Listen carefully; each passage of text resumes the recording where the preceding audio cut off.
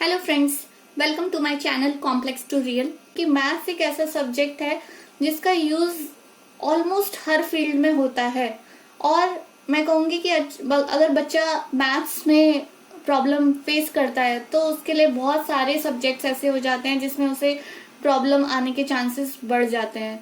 तो कोशिश करें कि जब वो छोटा होता है बच्चा, तो जब उसके रूट्स जो हैं वो स्ट्रांग होंगे, उसके बेसिक्स स्ट्रांग होंगे, तो उसे हमेशा आगे जब भी वो क्लासेस के लिए मूव करता जाए उसको हमेशा अच्छा लगेगा अपना सब्जेक्ट, और हमेशा वो आपसे कहेगा कि हाँ मैं मैथ्स लेना चाहता हूँ या फिर मैं मैथ्स के को लेकर अपने फ्यूचर के बारे में सोचता हूँ।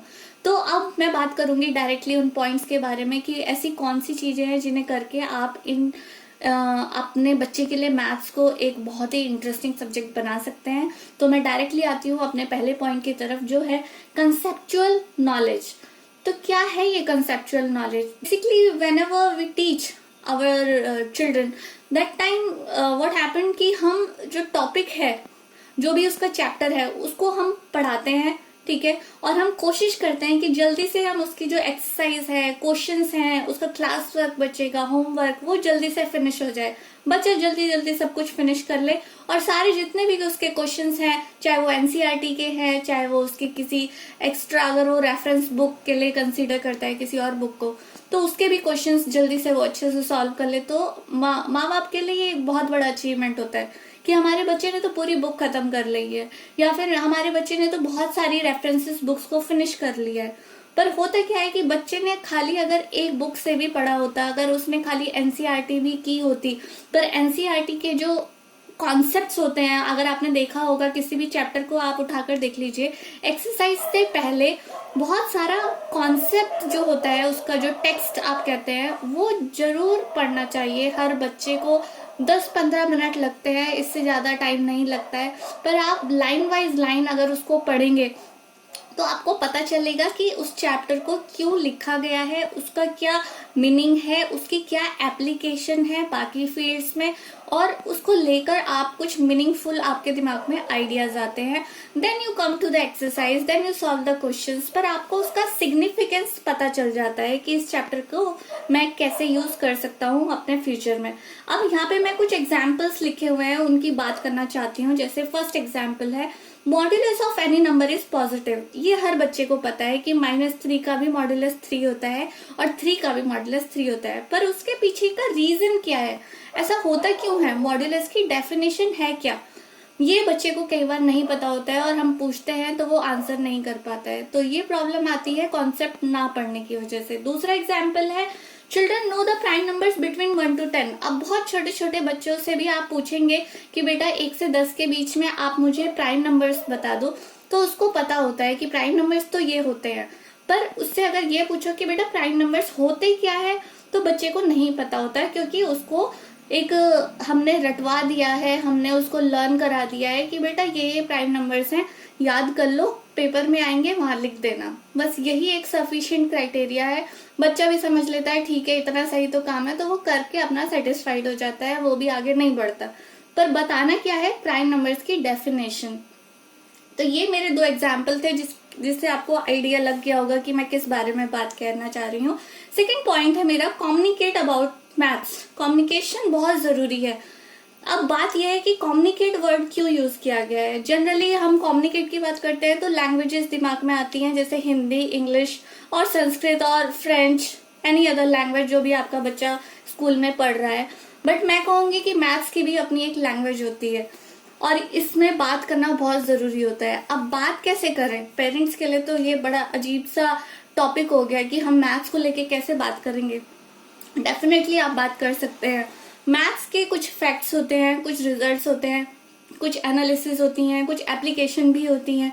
आप उनको पढ़ें, कोई टॉपिक है क्यों आया है, या फिर उसके पीछे की क्या डेप्थ रही है, कहाँ कहाँ उसे यूज किया जा रहा है, और वो इंटरेस्टिंग, और आप बच्चे को उस टॉपिक को उसके सामने इंटरेस्टिंग कैसे बना सकते हैं, इस चीज पर थोड़ी सी रिसर्च कीजिए और बच्चे से कम्युनिकेट कीजिए।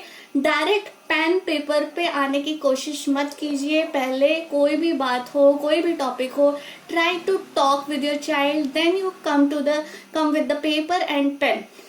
कुछ एग्जाम्पल लिखे हैं मैंने, जैसे आप देख सकते हैं, tell me number which is neither positive nor negative. बच्चा आंसर कर सकता है बहुत आसानी से, और नहीं कर रहा है तो बात कीजिए कि उसे सोचने पर मजबूर कीजिए कि क्या होगा। How we can reach school faster either by car और by cycle with reason. So basically बच्चे को पता होना चाहिए कि किससे हम जल्दी पहुंच सकते हैं, साइकिल से या कार से, और अगर जिससे भी जो भी उसका आंसर होगा तो वो आंसर क्यों है वो उसको बताना होगा। और थर्ड क्वेश्चन है what should be added with 5 so that answer should come 0। ये क्वेश्चन भी एक अच्छा क्वेश्चन है छोटे बच्चों के लिए कि क्या हम ऐड करेंगे। आंसर्स मैं इसलिए आपको नहीं बता रही हूँ जिससे आपको खुद भी आप ढूंढें कि क्या आंसर हो सकता है, क्या बेटर अप्रोच हो सकती है। देन उसके बाद है 2 is greater than 1 but why -1 is greater than -2। ऐसा होता है बट ऐसा क्यों होता है इसका रीजन चाहिए। The addition of what type of numbers will always give even number. तो ऐसे कौन से 2 नंबर्स हैं जिनका आंसर हमेशा इवन नंबर आता है, तो वो बच्चे को फाइंड आउट करने दीजिए। पहले उसको इवन नंबर बात कीजिए, क्या इवन नंबर्स होते हैं, फिर उससे बात कीजिए कि अच्छा किस तरह के नंबर्स का एडिशन हमेशा मुझे इवन मिलेगा, जरा चेक करके देखो। तो वो हिट एंड ट्रायल मेथड से चेक करे, पता लगाए कि अच्छा ये आंसर निकल के आएगा, और आप भी वेरीफाई कीजिए गूगल से कि क्या आंसर बनेगा। तो बच्चों की इस तरह से हेल्प कीजिए, बात कीजिए सब्जेक्ट को लेकर बच्चों से। थर्ड होगा मेमोराइज मैथ्स टेबल्स। यस, ये टॉपिक मेरे लिए बहुत इम्पॉर्टेंट है। क्यों? क्योंकि आजकल के टाइम में ज्यादातर बच्चे कैलकुलेटर्स पे डिपेंड होते जा रहे हैं। मुझे याद है कि जो हम छोटे थे और शायद उससे भी पुराना जो टाइम रहा होगा, कोशिश की जाती थी आप पीछे जो एक कॉपी के बैक साइड में हम कैलकुलेशन से पूरा हमारा कॉपी फिल्ड रहता था कि हम this number multiply by this number. तो वो कहीं ना कहीं अब कम होता जा रहा है, लोग ज्यादा टेक्नोलॉजी का यूज करने लगे हैं, वो अच्छी बात नहीं है। तो बेसिकली बच्चों को कहिए कि वो 2 से 20 तक का टेबल जरूर याद करें। हमारे टाइम पे ट्रेडिशनल मेथड ये था कि थोड़ा जोर जोर से बुलवाया जाता था, टेबल्स हाथ में देकर कि थोड़ा रीड करो, थोड़ा जोर से बोलो, जिससे तुम्हारे दिमाग में वो सेट हो कि इस टेबल को, मतलब आपके सबकॉन्शियस माइंड में चले जाना चाहिए। टेबल लर्न इस तरीके से हो कि आपको सोचना भी ना पड़े, आपने बोले डिजिट्स और आपका आंसर आपके दिमाग में आ जाए। इस तरह से कुछ आप मेमोराइज करने के लिए बोलिए, और डेली का हैबिट डालिए उनको बैठने का और टेबल को रीड करने का।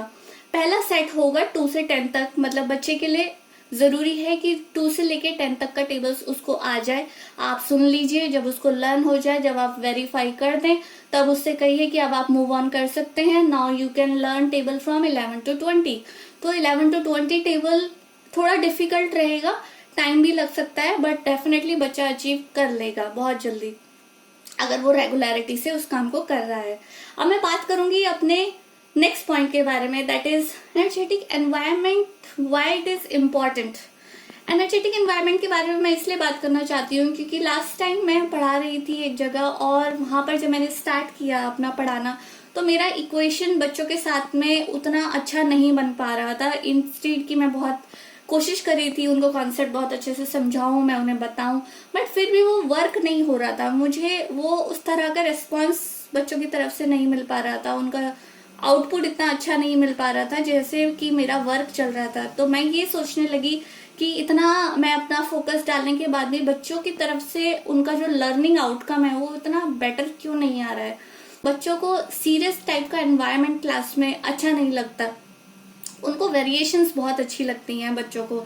जैसे कि आपको अपने सब्जेक्ट को पढ़ाना है तो उसे थोड़ा सा आप फन भी लाए, इतना फनी ना हो क्लास की आपको टीचर को बच्चे सीरियस ना लें, बट हाँ at a certain level class थोड़ा हैपनिंग होनी चाहिए, थोड़ा सा लाइट होनी चाहिए कि बच्चे को ऐसा लगे कि हमने तो बहुत हमें पता नहीं चला कि हमारे 35 मिनट्स या 40 मिनट्स कहाँ चले गए, कब शुरू हुए थे और कब खत्म हो गए। तो क्लास को हम थोड़ा सा इधर उधर का कम्युनिकेशन करके सब्जेक्ट के बारे में बच्चों से उनके बारे में कम्युनिकेट करें, और कोशिश करें कि जो आपका लेसन प्लान है वो भी खत्म हो जाए, और बच्चों का आपके साथ में एक जो बॉन्ड होता है टीचर का स्टूडेंट का वो डेवलप हो जाए। तो मैंने बनाया अपनी क्लास को एनर्जेटिक। जब मैं एंटर करती थी क्लास में कि मुझे फुल एनर्जी के साथ पढ़ाना है और बहुत सारा वैरायटी बच्चों के साथ में रखना है जिससे वो मुझसे कनेक्ट हो और डेफिनेटली सब्जेक्ट से भी कनेक्ट हो जाए। तो वो जब मैंने ट्राई करा अपनी तरफ से, डेफिनेटली धीरे धीरे मुझे वैसे रिजल्ट्स मिलने शुरू हो गए जिसकी मुझे एक्सपेक्टेशन था। फाइनली बच्चों को लर्निंग बहुत अच्छी स्पीड से हो रही है।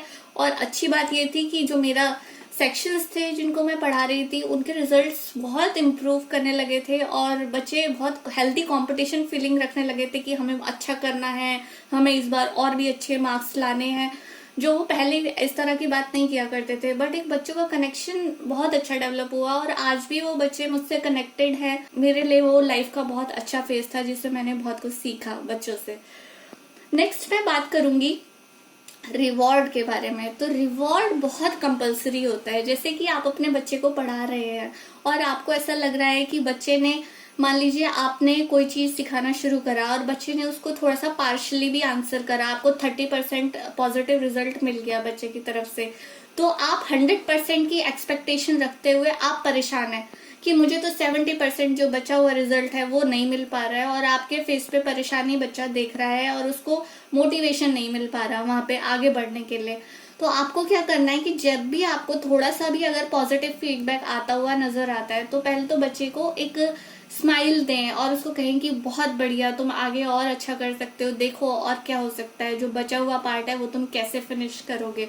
तो वो सब करना चाहिए। अगर बच्चा पूरे अच्छे से उस काम को कर लेता है और उसको रिजल्ट्स मिल जाते हैं क्वेश्चन के जो बिल्कुल करेक्ट हैं, तो आप उसको अप्रिशिएट जरूर कीजिए। आप उसको कहिए कि उसने बहुत अच्छा किया है और मतलब you are proud of your child. ये बताना बहुत जरूरी होता है। बच्चे के अंदर बहुत अच्छी फीलिंग आती है इस वजह से। बच्चा बहुत मोटिवेटेड होता है और वो नेक्स्ट टाइम फिर कोशिश करेगा कि मैं अच्छे से आंसर करूं और मेरे रिजल्ट्स बिल्कुल करेक्ट आए और मेरी मम्मी या पापा या मेरे टीचर मुझे फिर से अप्रिशिएट करें और उनको खुशी हो। तो ये बच्चा, हर बच्चे की ये लाइकिंग होती है और हर बच्चा कोशिश करता है इस चीज के लिए। तो प्लीज उसको रिवॉर्ड दीजिए। वो कोई ऑब्जेक्ट भी हो सकता है और कोई ईटेबल्स भी हो सकता है। बच्चे को कुछ खाने में पसंद है, बच्चे को कोई गेम पसंद है, कोई छोटी छोटी चीजें, मतलब बहुत बड़े बड़े प्राइजेस देने की बात नहीं कर रही हूँ, बट जैसे कुछ भी उसका जो भी पसंदीदा आइटम है वो आप उसको लाकर दे सकते हैं और बच्चे को बहुत अच्छी फीलिंग आएगी उसकी वजह से। तो रिवॉर्ड देना बहुत जरूरी होता है।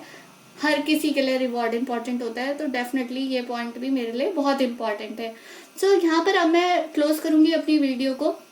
अगर आपको ऐसा लगता है कि किसी पर्टिकुलर टॉपिक को लेके मैं कोई वीडियो बनाऊं, जैसे कि अभी हाल फिलहाल में मैंने कुछ लोगों को बताया कि बच्चों को इवन एंड ऑड नंबर्स सिखाने का बहुत सिंपल तरीका क्या होता है, या फिर एडिशंस को लेकर भी कितना इजीली हम सिखा सकते हैं। बहुत अलग अलग तरह के कॉन्सेप्ट्स होते हैं। हमें लगता है कि बच्चा सीख ही नहीं पा रहा है, बच्चा डेफिनेटली सीख सकता है अगर अपने आप मेथड्स को चेंज करने की कोशिश करेंगे। और जो मैंने ये पॉइंट्स डिस्कस किए हैं आपसे, आप इनको अप्लाई कीजिए, डेफिनेटली आपको बहुत अच्छे रिजल्ट्स मिलेंगे। और मुझे खुशी होगी कि आप अगर अपनी लाइफ में इन चीजों को लेके सक्सेसफुल हो पाते हैं। रेस्ट पार्ट नेक्स्ट वीडियो में डिस्कस करते हैं। आज की वीडियो के लिए बस इतना ही। वीडियो अच्छी लगी हो तो लाइक करें और मेरे चैनल को सब्सक्राइब जरूर करें। Thank you so much.